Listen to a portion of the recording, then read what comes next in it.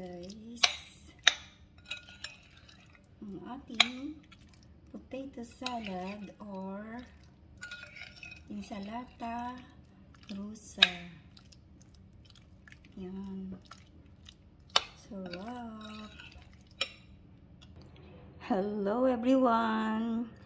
Ngayon po tayo gagawa ng insalata rusa. Yan po ang ating mga ingredients. Green peas, meron tayong mayonnaise, potato, meron tayong 1 egg, boiled po natin siya. Ayan, boiled natin silang lahat. Ayan. Carrots, boiled natin. Meron tayong beetroot. Ito pong beetroot ay na-boiled na po siya. Kaya no need na to boil. Ayan. Ito lang ating i-boil ng konti. Yun. Yan. Then, kakat natin siya ng cubes. Ayan guys, cut natin. Na-boiled na po natin siya. Ang init. Na-boiled po natin siya. Yung tamang boiled lang guys, hindi sobrang malambot.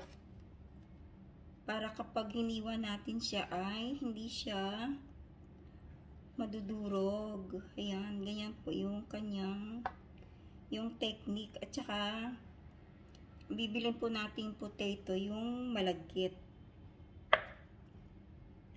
Ayan, look at that guys. Ang ganda, di ba? Ayan. Cut lang natin siya guys ng cubes.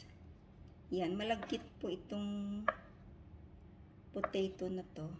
It's yellow.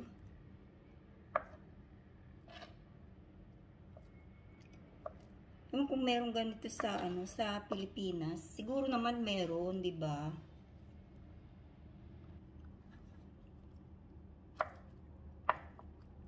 Ayan, kinain ko na yung iba, guys.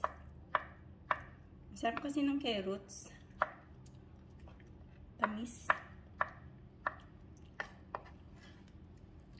Yan, nakat na natin siya. Nakain ko na din yung ibang carrots. Yan, lalagyan natin siya ng mayonnaise. Ayan, yung egg naman. White lang ang ilalagay natin. Ayan. Na-boiled na natin. Ayan na guys. Mix na natin together.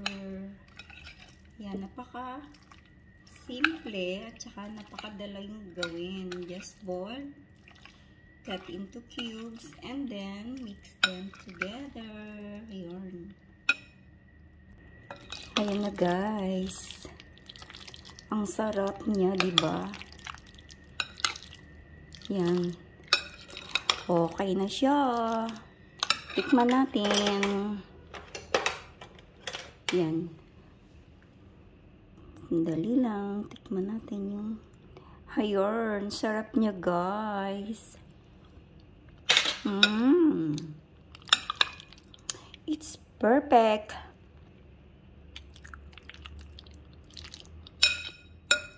Ayan. Thumbs up naman dyan, guys. Ganyan. Diba? Sarap. Abangan ng next nating video. Ayan. Please like and comment. Bye.